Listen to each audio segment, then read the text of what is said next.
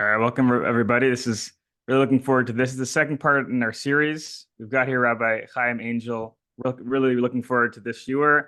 Today, this member shiur will be speaking about the concept of afterlife in Jewish tradition. Without further ado, Rabbi Angel, on to you. Okay, thank you, Matthew, and thank you to the Chabura. It's really been a pleasure being part of this project of yours. It's hard to believe it's so recent, but you've really achieved a lot. So the afterlife, here's what I'm not talking about. I'm not going to talk about what happens to us when we die. I have no idea.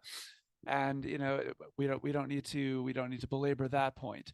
What I am interested in is how Jewish tradition has related to afterlife, and then we're going to talk about two sea changes, at least how I perceive the world, in Jewish thought, where there actually was a seismic shift between the before and the after that actually changed how tradition thought about certain issues. So that's what today is going to be about.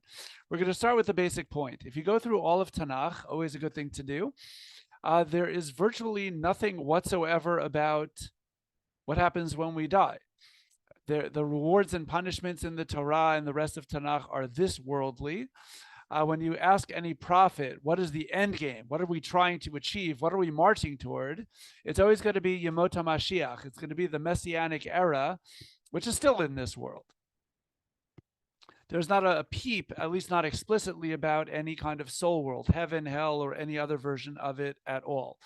Not only in the Torah, but even if you go through the rest of Tanakh, I think a good place to look is the book of Iyov or Job, where you know that Iyov is suffering brutal and unfair chastisements for no reason at all other than to prove the point that terrible things can happen to a very righteous person. Okay. His so-called friends show up and start trying to justify God's ways. And they come up with every available answer, basically all boiling down to you or your children or both must have sinned because God is always fair. That was their argument. Here's what they never say. With all of their desperate pleas to try to justify God's ways, none of them ever come up with the idea that, hey, maybe you're right. Maybe you are suffering unfairly. Maybe you're righteous through and through, but oh boy, will you get a great share in heaven.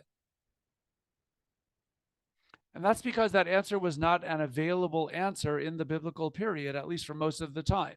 There was no sense at all that, oh, that might be a way of explaining unfairness. So that's really a very important point, that Tanakh focuses almost entirely on this worldly existence, both for righteousness, for wickedness, for individuals, and for the collective. Before going on, let us also just note that in discussions in Jewish thought, there are two totally different kinds of things that we describe as afterlife.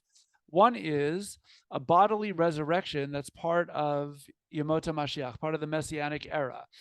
That afterlife is after now, meaning whether you're in the physical world right now or in some kind of soul world, that hasn't happened yet in any dimension.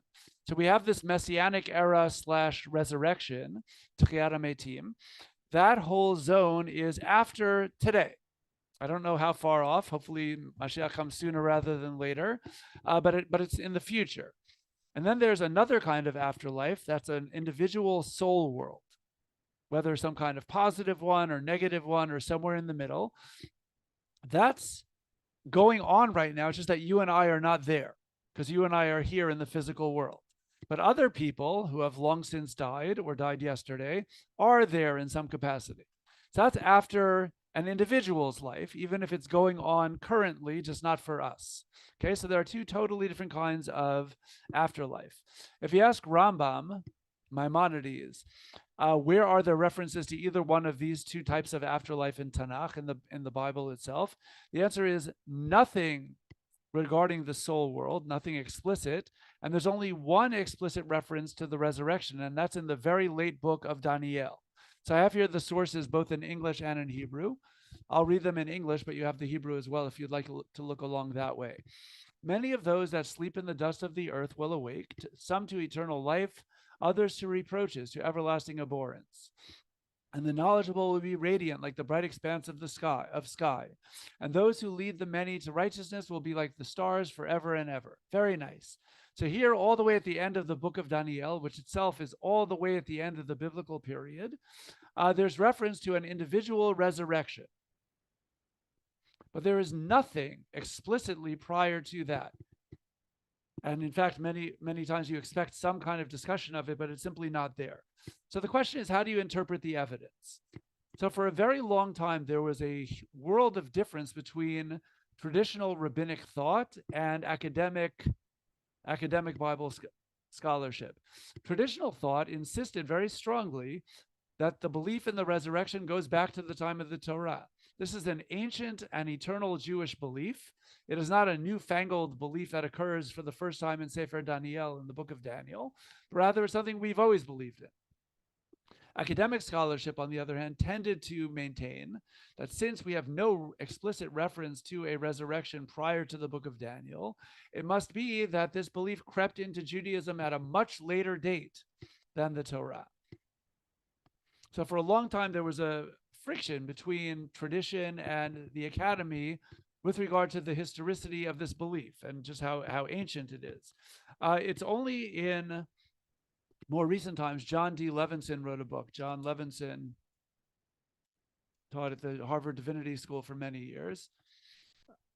So Levinson wrote a book. The first word of the title is resurrection, and then, as is the case with many academic titles, there are many other words that follow inevitably with a colon and then a subtitle. Okay, but the first word is resurrection. If you want to look up the book, it's Resurrection and the Restoration of Israel, colon, the ultimate victory of God of life. Okay, that came out in 2006. So in this book, Levinson demonstrates that the academy makes a fundamental error by assuming that the belief in resurrection is a very late belief in Judaism. And the reason why the academy makes that mistake is twofold. One is an assumption that if there's no written record of it beforehand, the belief didn't exist beforehand. That's a mistake. But the bigger mistake is that the academy, based on the fact that it's in the modern era, pictures people as individuals, which is a very strong modern belief. So they were asking the question of, at what point did Jews start to believe that what happens after I die? That's the way that an individual in the 21st century would ask the question. But biblical thought doesn't work like that. Biblical thought isn't asking the question of, will I live after I die? Because in biblical thought, ancestors and descendants are completely linked. There's a much stronger sense of collective than what we have in the modern era. That is such an important point, because suddenly belief in resurrection is connected to other beliefs, such as belief in the preference for life, God's power over life, God's promises and covenant with Israel. Those things go back to the very beginnings of our people. So Levinson says you can't divorce a belief in resurrection or afterlife from these other elements that go right back to the very beginning of the Torah. So he's not saying specifically that this belief that shows up in the book of Daniel must have existed in the same form at the time of Abraham. We don't know. But what we can say is that it's not a late belief. It's a very, very ancient belief that's simply intertwined with many other beliefs in the collective. Okay, so that's point number one. Another author who wrote about this at length is Professor Kugel. James Kugel taught for many years at Harvard and also at Bar Ilan University. His real last name, of course, is Kaduri. His name is Yaakov Kaduri, and he's Iraqi Jew whose family changed it to Kugel over the years to make it sound quote unquote more Jewish when they came to America. But at this point, he's going more by Kaduri. But in the meantime, Kugel wrote a book called Great Poems of the Bible, which is a collection of essays. And in that essay, he has one on afterlife. And there he just points out what I think is a basic point if you simply study Tanakh carefully, which is, you're right, there are no explicit references to the afterlife anywhere until the book of Daniel, but a belief in afterlife is very clearly presumed by the Torah and by later prophets. So for example, in source number 2, when Avraham dies, and Avraham breathed his last, dying at a good ripe age, old and contented, and he was gathered to his kin. Well, what does that mean that he was gathered to his kin? Where are his kin? If it means that he was gathered to his fathers, as other biblical expressions are, well, Terach, his father, died a while ago, and he died and is buried somewhere else. He's not in the land of Israel. So the idea of being gathered to your kin seems to suggest that, okay, Your deceased kin are somewhere, and now that you've died, you've joined them somewhere. It's certainly not an elaborate belief, but the assumption is that when somebody dies, they go on in some other realm. You also have these unusual expressions found throughout all of Tanakh. So you have this fellow named Chanoch in the early generations of Breshit. Chanoch walked with God, then he was no more, for God took him. What's that supposed to mean? Not clear, but it sounds like something is going on. It sounds like he was alive in this world the way that we are now, and then suddenly he wasn't alive here, but somehow he wasn't fully dead either. Something lived on. Or a more explicit example of that, of course, is Eliyahu Navi when he gets taken away. As they kept on walking and talking, source 4, a fiery chariot with fiery horses suddenly appeared and separated one from the other. Eliyahu went up to the heaven in a whirlwind. Whatever that means, it's a very profound and powerful passage. It doesn't sound like once he died, that was the end of Eliyahu Navi. It might have been the end of his physical existence, but it sounds like something else goes on. And the fact that the last prophet, Malachi, says, "Lo, I will send the prophet Eliyahu to you before the coming of the awesome, fearful day of the Lord. He shall reconcile parents with children and children with their parents, so that when I come, I do not strike the whole land with utter destruction." Again, whatever this means, it just sounds like when the future, what you and I would call Yemot HaMashiach, comes around, Eliyahu Navi will be there to announce it. Okay, for that to work, Eliyahu Navi could not have fully disappeared after he died, regardless of what happened in the previous source, which is a huge debate among our commentaries. But whatever that is, something lives on. So Professor Kugel notes these examples and then other examples, such as Eliyahu Navi and, for that matter, his disciple Elisha, both revive a dead child, with God's help, of course. But all the same, you can only revive a dead child if there's some kind of soul or something that can come back into the body. So Professor Kugel's point is that in none of these references is afterlife being discussed at all. But you can't have these passages without a belief in an afterlife, without some kind of eternality of the soul. Then you have that really weird story, which we'll talk about some other occasion. It's in 2 Samuel 28. No, not 2 Samuel, 1 Samuel. I'm sorry. That's better. 1 Samuel 28. That's the story where King Saul, who's at the end of his line, he's about to die, visits this witch, some kind of necromanceress, who conjures up the soul of the prophet Samuel. It's a weird story. It's very creepy. It's the only time that there's any contact between the world of the living and the world of the dead. But the point that Professor Kugel tries to make, and which I think is valid, is that, okay, there is a world of the dead, whatever that is, and however that works. Tanakh does assume that if the soul can come back and communicate in any way, however that works, that there's some kind of soul world where the prophet Shmuel's soul was. Okay, Dayenu. I think Professor Kugel is correct, and I think Professor Levinson is correct, that belief in resurrection and afterlife is intertwined with other ancient beliefs that go back to the beginning. And it is very clear that all biblical books presume some afterlife, even though they never want to talk about it. So I guess now the important question is, okay, so why don't they want to talk about it? Right? How come the Torah doesn't just come out and say, if you are righteous, you will be rewarded in this world, but you will also enjoy heaven. And if you are wicked, okay, you will suffer in this world, but you will also have some kind of hell. That would be great.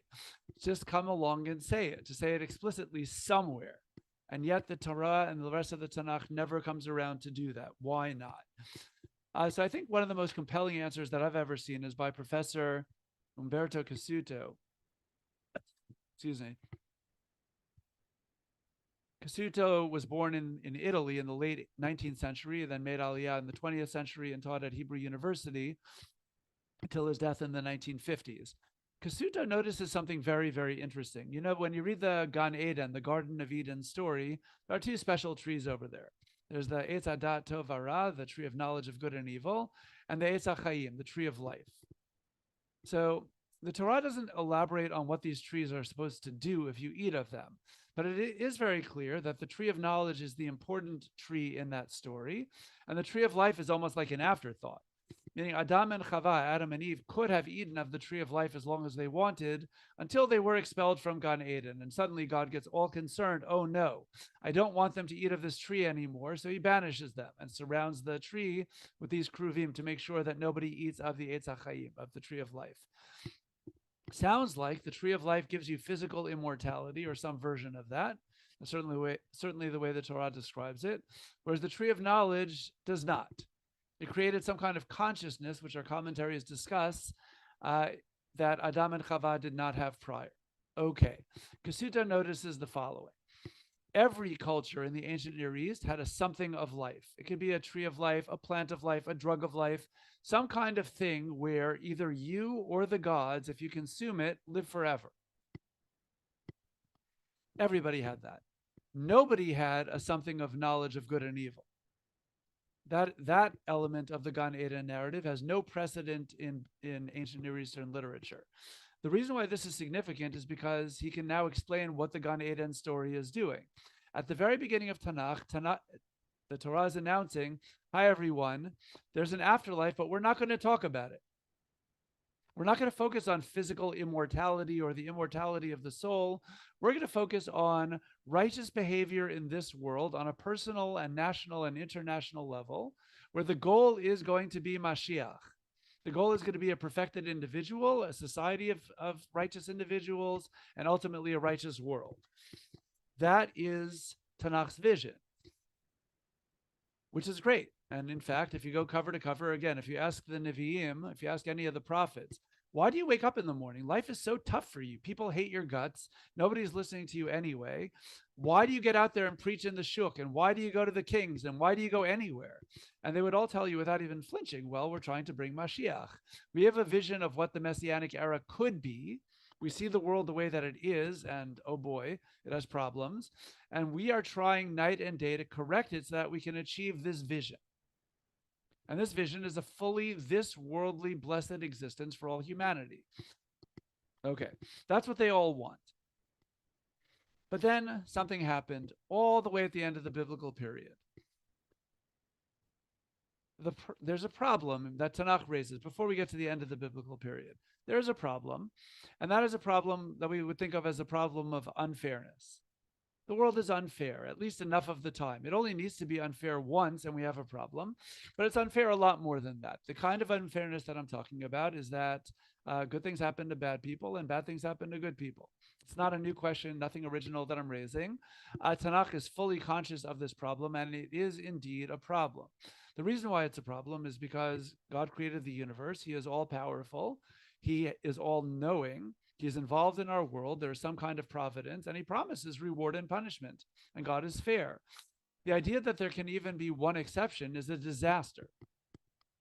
And the problem with this specific issue is that we can see it with our own eyes. This is not a matter of faith. It's a matter of we see with our own eyes righteous people suffering, and we see with our own eyes wicked people being very successful. So Tanakh is aware of this problem. It's not a new issue. It's the problem that Tanakh created. Okay, so different biblical books address this problem in very different ways. The top two approaches that you might find in earlier biblical books, one you might find in Tehillim, not all Tehillim, but most Psalms adopt this view, and also Mishlei or Proverbs. They take the stand of, okay, folks, you're right. Sometimes the world is unfair, but you just need to be patient. If you see a righteous person suffering, wait a little while. Things will even out. Before this person dies, things will even out. Or if you see a wicked person prospering, you're right, that could happen, but be patient, and by the end, he will lose all of his fortune. So I just put in source number 6 as one of many examples. This is from Mizmor Shir Liyom HaShabbat. So we say this every week. How great are your works, O Lord? How very subtle your designs. A brutish man cannot know. A fool cannot understand this. Fools don't appreciate the patience principle. Though the wicked sprout like grass, though all evildoers blossom, it is only that they may be destroyed forever. Don't worry. Any wise person knows you just need to be patient. This is a very typical response in Sefer Tehillim, in many different psalms, and in Sefer Mishlei. But you are exalted, O Lord, for all time, etc. Okay, that's good enough for our purposes. Great. There's a second approach that you find in a couple of books, in Kohelet, Eov, they are what we might think of as protest books. They say, wait a second, that's not always true. Sometimes a truly righteous person can suffer and the tables don't get reversed in time, or it's just unfair anyhow. And in Kohelet points out the obvious, which is, no, you could have a wicked person prospering and then he dies before he has the chance to lose all of his fortunes. It's simply not always true that patience evens everything out. Okay, so it's left with the paradox. Somebody who never gets enough credit around here but should is the Satan in Eov. The Satan is the prosecuting angel in Sefer Eov. We don't have a Satan in a devil-like sense at all. He's part of the heavenly court. So he's the guy who shows up in the heavenly court at the beginning of Sefer Eov and says to Hashem, you know, Eov is not really righteous. He's practical. He's prudent. Of course he's being righteous. Look at his life. He is blessed with all these kids. Everybody's healthy. He has good health. He's prosperous. He has all the blessings in the world. Wouldn't you be righteous too? People don't give the Satan enough credit here, but he's actually giving the best response to unfairness in all of Tanakh. I don't think he's even trying to be so clever, but he's actually giving a perfectly excellent and cogent, not reason for, not explanation of, certainly not justification of, but why the world has to be unfair. If the world actually were always fair, you and I would not have free will. Because we would have to do the right thing because we know that we would be rewarded, and we would never do the wrong thing because we know that we would be punished immediately. If in fact the world were fair all the time, nobody could truly be righteous because we'd all be practical. That's exactly what the Satan is saying here. So the book of Eov, by having poor Eov suffer terrible, I mean, he loses his children, he loses his wealth, he has physical ailments. It's really a disaster. The fact that he clings to God, even under those circumstances, that's righteousness. He demonstrates that he actually was righteous all along. But had he continued to prosper, the Satan would be potentially correct if it always worked that way. So that's not an answer. That doesn't justify unfairness. It still means that the world is unfair. But at least there's an understanding that that is the cost of free will. So that's what the Satan achieves in that discussion with Hashem. All very good. Okay, the end of the unfairness conversation in itself. But here's something that gets even worse. And this only happens for the first time at the end of the biblical period. And this is a new reality. If you ask the prophet Jeremiah, why did the destruction of the temple happen? He would say it's because we're wicked. But if you say, but wait, was everybody wicked? He would say, no, there are righteous people, himself included, and there were others as well. But enough of Bnei Israel were enough sinful that God said that the balance tipped against us, and the Babylonians would come in, and God would not help us save Jerusalem. And you can like that answer or not like that answer, but it works.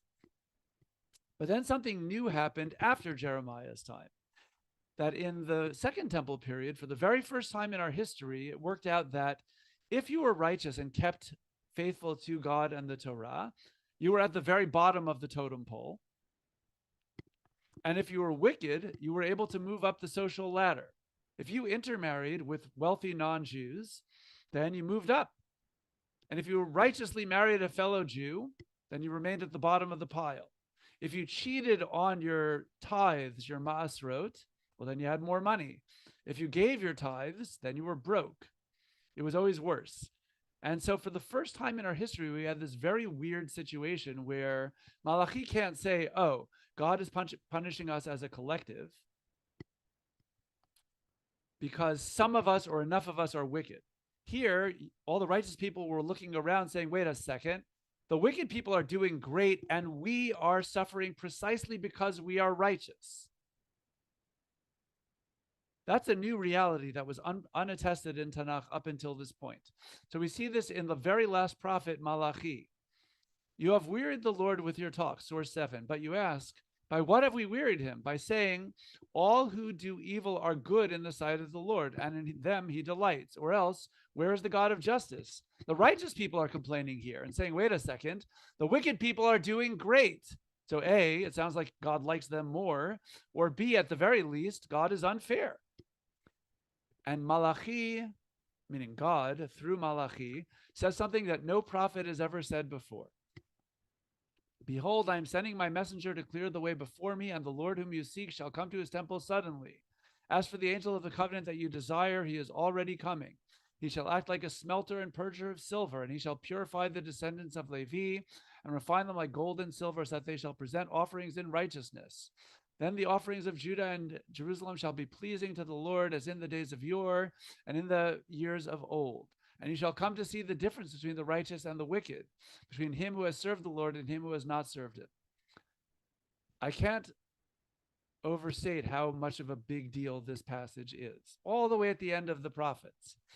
Malachi is saying, for the first time in our history, guys, you're complaining that God is unfair? Well, you're right. God is unfair now, and this problem will not be solved until the final redemption. This is a formal concession of defeat that no earlier prophet or psalmist ever said. Suddenly, Malachi is relying on an ancient belief. We've always believed in Mashiach. There will be a messianic era, but here is the first time that a prophet links Yemot HaMashiach to a solution to the problem of unfairness. We always had a problem with unfairness. We always believed in Mashiach, but suddenly Malachi is saying, until Mashiach, the world will be unfair. So I'm tired of you guys complaining about this, but it's true, says Hashem. And likewise, Daniel. I started off with source number 1. Daniel is describing the same reality, that righteous people are suffering, wicked people are prospering. And all Daniel can say is, when this resurrection happens off in the future, then God will reward the righteous and punish the wicked. But until then, it actually is unfair. For the first time, only in these very late biblical books, the book of Daniel and the book of Malachi, there's a transition to, you're right, this world is unfair now. And we rely on Afterlife to explain how that can be. But that's a big deal. Up until then, nobody thought of doing this. It was not on the radar. The assumption was this world before Mashiach, meaning this world now, must be fair. We cannot rely on heaven, and we cannot rely on Mashiach or resurrection to fix that. But suddenly there's an official concession that until Mashiach comes, that will be. So our sages one-upped the book of Iyov, if I may say so, when dealing with the problem of unfairness. The book of Iyov deals with the perfect adult, which is fictional. There's no perfect adult besides my wife, right? And we all know that. So that's the way that it is. And obviously my wife came after the book of Iyov. So at that point, there were no perfect adults. So the idea is, okay, we're going to imagine the perfect adult just to make the point that even the perfect adult can suffer. Okay, but Chazal came up with a better example, which is let's have a child die, right? Which happens also in our real world. If a child dies, you can't even say that the child was wicked. So, and then of course, Chazal come up with the best possible constructed case. There are 2 positive commandments for which God promises long life. One is to honor parents, and one is to shoo away a mother bird to gather her eggs or her young. Great. So all you have to do, it's too easy. Father tells his son to go gather some eggs. Son honors father by climbing up the tree. Son shoos away the mother bird, and then son falls out of tree and breaks his neck and dies. So here you have an in-your-face example of a child who cannot be blamed for any sin in the world, honoring his father and shooing away the mother bird, for which God explicitly promises long life, and he's dead. We can't do anything about it.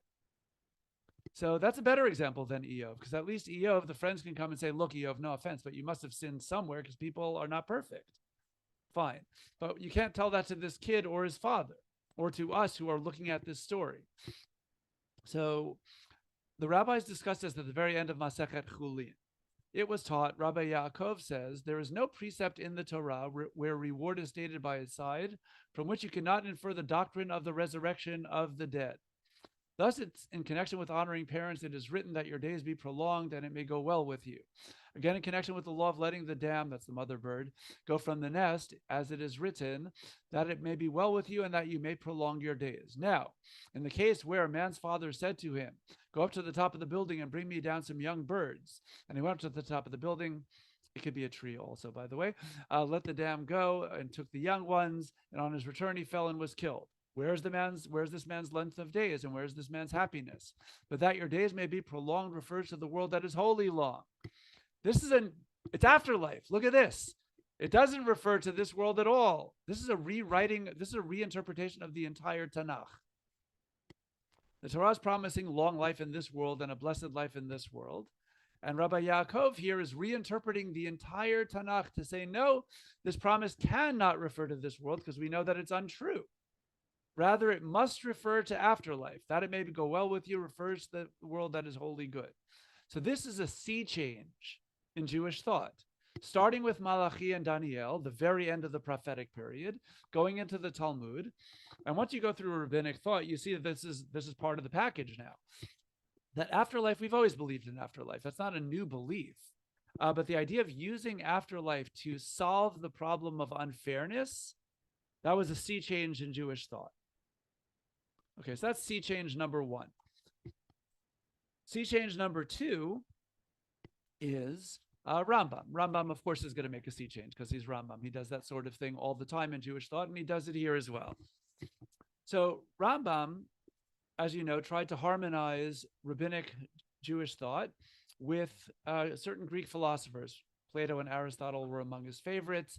And when he was convinced that Plato and Aristotle, or one of them, was right, he tried very hard to square their thought with biblical and rabbinic thought, even though sometimes that was easy, sometimes it was medium hard, and sometimes it was really hard.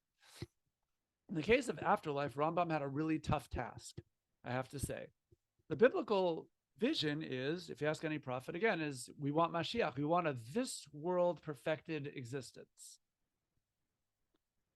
Rambam knew that, but he also liked Plato very much, who imagined that the physical body itself is an impediment to the ultimate good, which is some kind of soul world. Rambam really liked that. And he talks about this soul world a lot. He's very driven by the idea that the soul world is the place to be. We don't hasten our death in order to get there, but once we're there, if we've earned an afterlife, we have eternal bliss. So that sounded very good to Rambam, and he writes about this at great length throughout many of his writings. Okay, but now Rambam has a problem.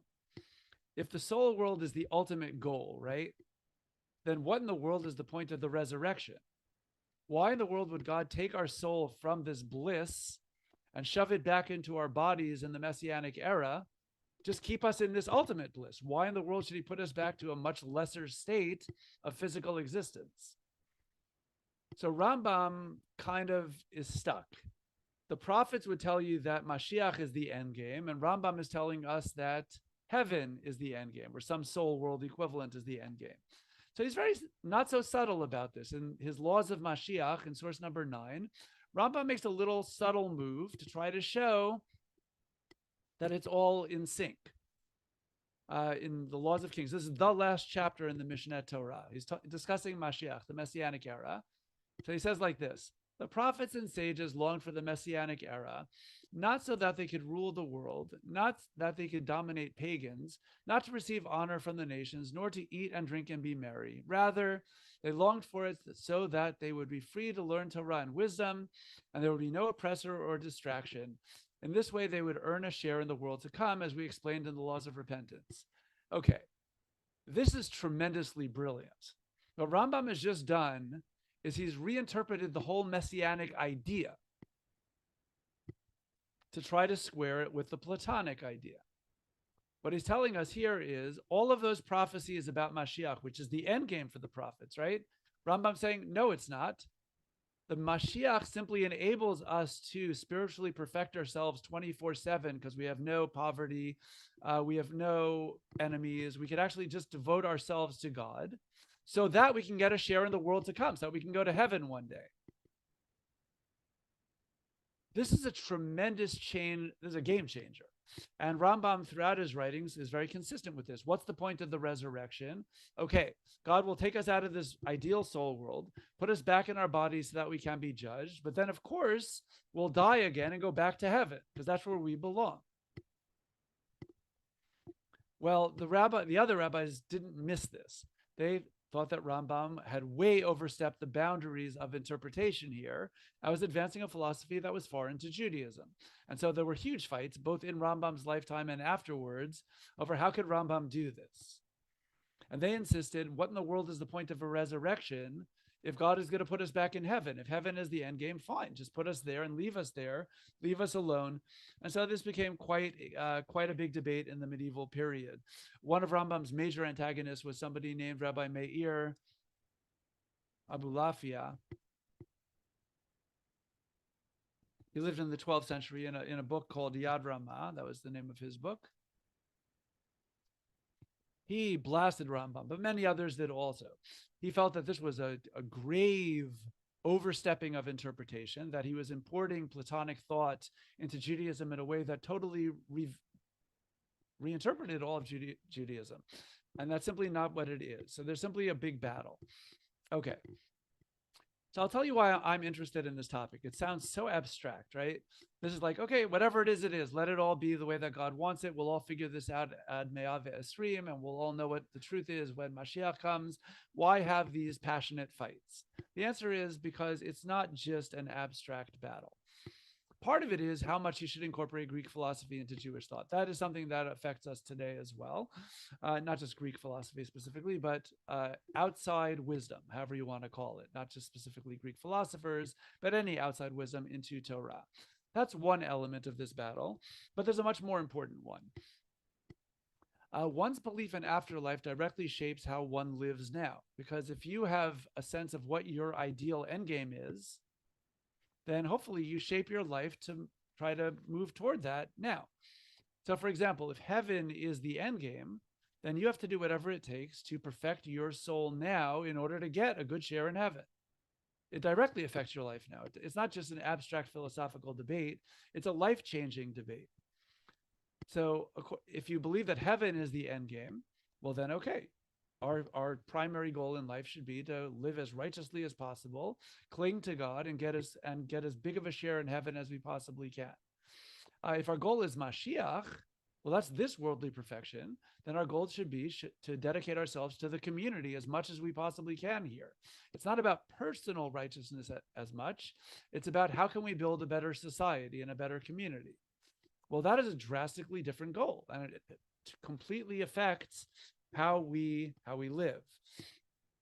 If you want to see an interesting debate that seems to have nothing to do with this, but it has everything to do with this, you know that in Shir HaShirim, Song of Songs, nearly every rabbi under the sun from time immemorial has treated Shir HaShirim as some kind of allegory to something. It sounds like it's a love poem between a man and a woman. They're madly in love with one another. They sing each other's praises all the time. It's a very loving poem. It's really wonderful. But from time immemorial, rabbinic thought has understood it to be some kind of allegory. Well, an allegory to what? The classical rabbinic model, which Rashi and others picked up on, Rav Saadia Gaon before him even, is that it's an allegory between God and the people of Israel, the nation. Okay, Rambam comes along in his Hilchot Teshuvah, his Laws of Repentance, and says that it's the allegory between God and the righteous individual.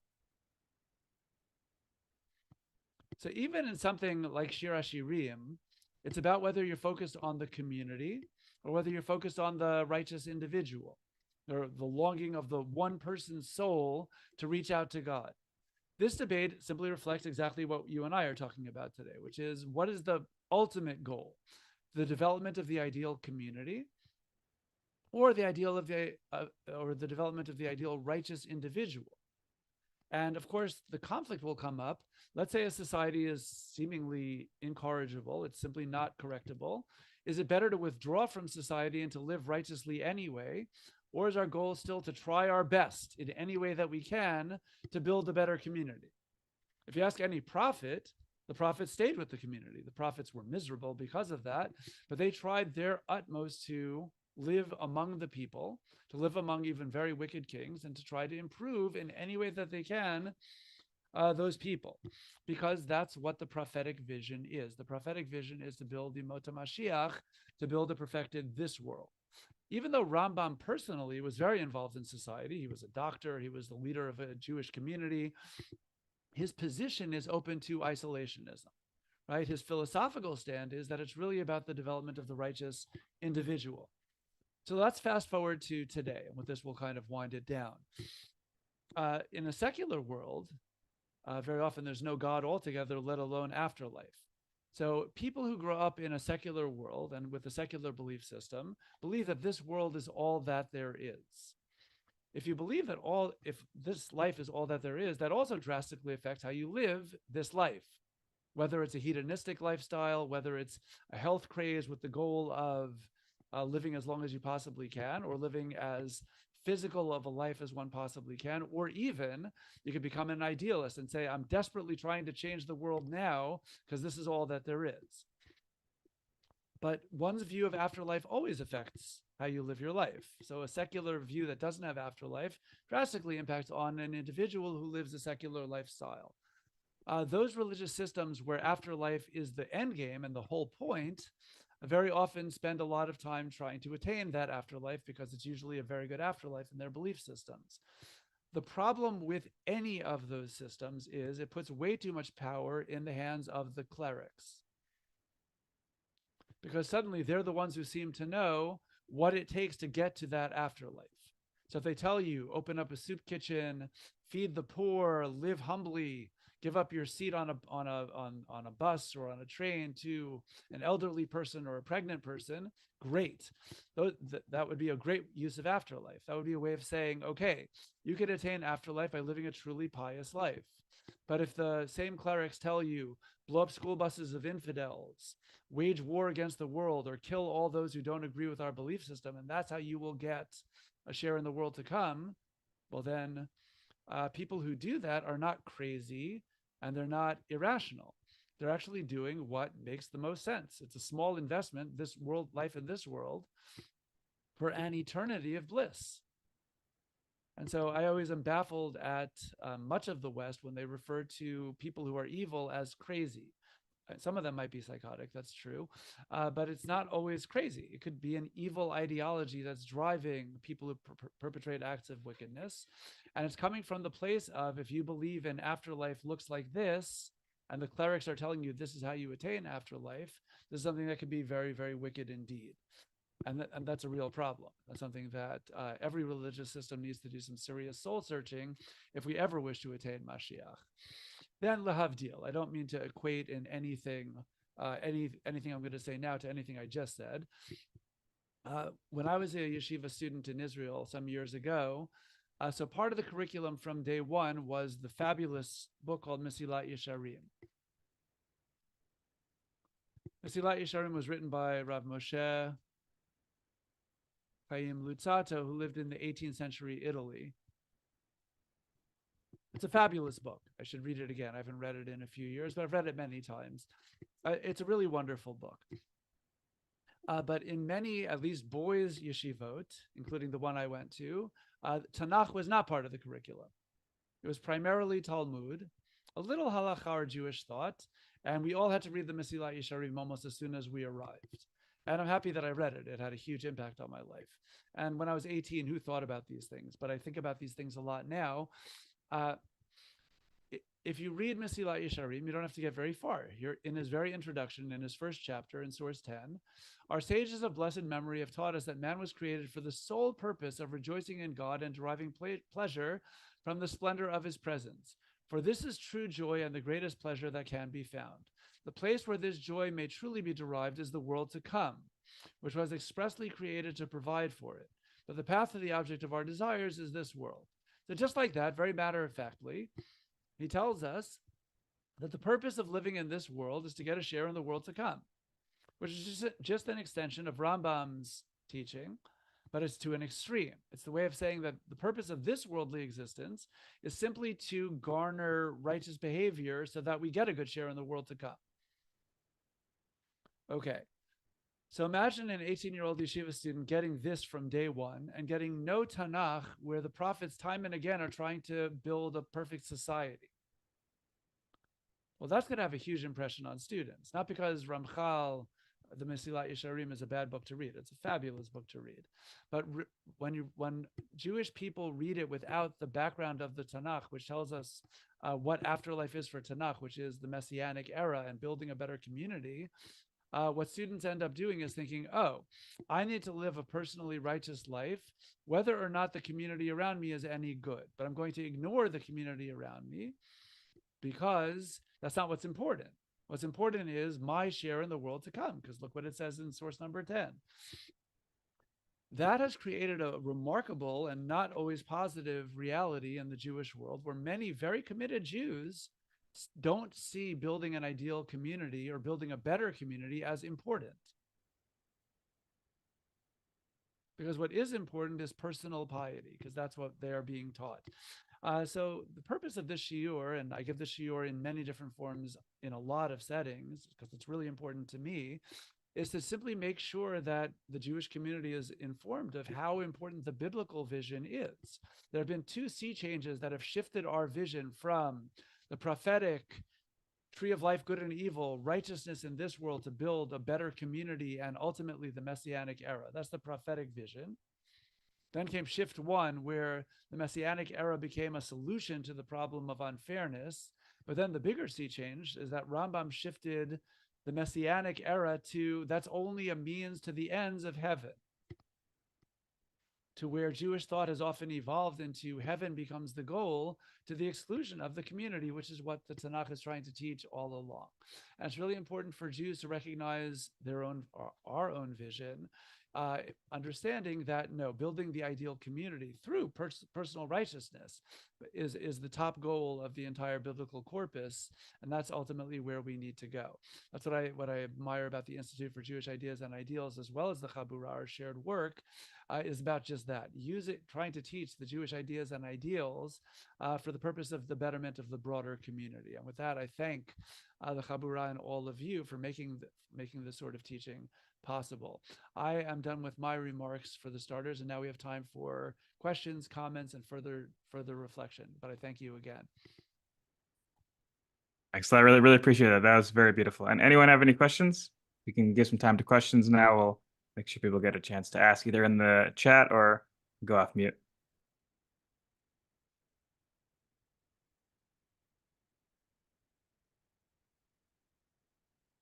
Matthew, I think the trick is for you to ask the first one, and then other people chime in. Oh, here we go. Oh, Simon, there we go. Simon, please. Through. I think you just need to unmute. You were saying a number of times that all the object of all the prophets is the Messianic age. Yes. You treated that as something obvious. I don't see it. I'm really asking you for a whole other class. It's not something you can really answer in one question. But the concept of the Messiah as such, I don't think it is mentioned anywhere in the prophets. Mashiach, in the sense of Messiah, I don't think appears before rabbinic literature. It just refers to the anointed king of Beit David. Okay, so you're raising a very important point. The Messianic era concept, the way that, let's say, Rambam or other rabbinic thinkers write about it, you're right. In that way, that's not how the prophets speak. What the prophets do describe is some ideal age, meaning not today, but at some future point, whether it's called Acharit Hayamim or not, certain things will happen. And you're right, it's not all in one place. Rambam even says that you can't harmonize one coherent picture of what the Mashiach is going to be like, just because different prophets have different ways of describing it. But I do think the reason why I say it as a matter of fact point is that they all have some vision of that. And each one provides different details. So you're right, in terms of what the details are, we cannot garner that from any one prophecy or even from the collective of the prophecies. You're completely correct. But what I think you can get is that they all understand that the world need not always look like what it does, and that one day it certainly will not. Which is why Rambam considers belief in Mashiach one of the Ikarei Emunah, one of the fundamentals, because that seems to be correct, that the prophets take for granted that it will one day be different from the way that it is now. So that's what I mean by that. You're correct. In terms of a Melech HaMashiach, and certainly that term as we use it today, definitely not in that way. But the idea that some descendant of David will be a redeemer, or just that the world itself will serve God and be moral all at once, because that's folded into the idea of what serving God is as far as Tanakh is concerned, I think that is not an outlying vision of the prophets. I think that is a very regularly appearing concept. Thank you. If there's no other questions, I'll ask a question. Okay. You mentioned the book of Daniel, and in scholarly literature, pardon, there's definitely debates about when it was written, in what historical context. I wonder if you could speak a little to that and how that might change the perspective, give us some understanding about that debate and how it impacts this shiur. Okay, so the Al Regel Achat version of it, because obviously you're right, and yes, there's a huge discussion of it, which is going to take us beyond 430 and some. But here's the one sentence thing. It's what you're referring to. Daniel, the person, is placed in the 6th century BCE at the time of Nebuchadnezzar. And okay, so that's the personality of Daniel, and it goes through Cyrus the Great. That's the last time that he is mentioned in terms of his visions, already then presumably as a very old man. Good. So that's the setting of Daniel, the person. In terms of the scholarly literature, some of the prophecies that he, or the visions that he has, really do sound like they refer to the Maccabean period. Okay, so let's even imagine that the book of Daniel evolved over centuries, or even parts of it were written much later, let's say in the Maccabean period, which would make a lot of sense. Okay, that's all good. But it still reflects this much later perspective of Tanakh, where righteous people are being martyred or suffering in other terrible ways, whereas the people who are the Hellenists or the assimilationists tended to thrive more. So Daniel is definitely speaking to the same sort of reality that Malachi speaks to, whether or not in around the time of Malachi, or whether several centuries later, or both. And it still ends up in the same place. What I can add to that, since you're raising this point, is that in the book of the Maccabees, or the books of Maccabees, you have the same sort of approach, where for the first time same thing, where the righteous people are suffering, but don't worry, there will be resurrection. Or shortly thereafter, a century later, you have a book called The Wisdom of Solomon, which is not part of Tanakh either, and it wasn't written by King Solomon, though it pretends to. That's the first time that heaven as a solution to the problem of unfairness arrives in print, in Jewish literature. And it's all based on the same idea that in this era, Jews saw with their own eyes, not only that there's unfairness, that we've been seeing from day one, but that specifically the righteous community tended to suffer a lot more than those who were much more wicked. And that was something that was particularly gridging, and that the earlier prophetic responses of most of Tanakh were simply not satisfactory. You couldn't say that anymore. You can't just say, oh, we're suffering as a people, because the wicked people were doing just fine. So that was the Al Regel Achad. I mean, there's more to say, but I think that your question is cogent, and it's certainly relevant to the composition of the book of Daniel. Okay, we have time Appreciate for a it. couple Thank more. you. Yeah, sure. We have time for a couple more questions if anybody wants to chime in. Wait, hold on. Okay, thank you for making those distinctions, of course. Okay.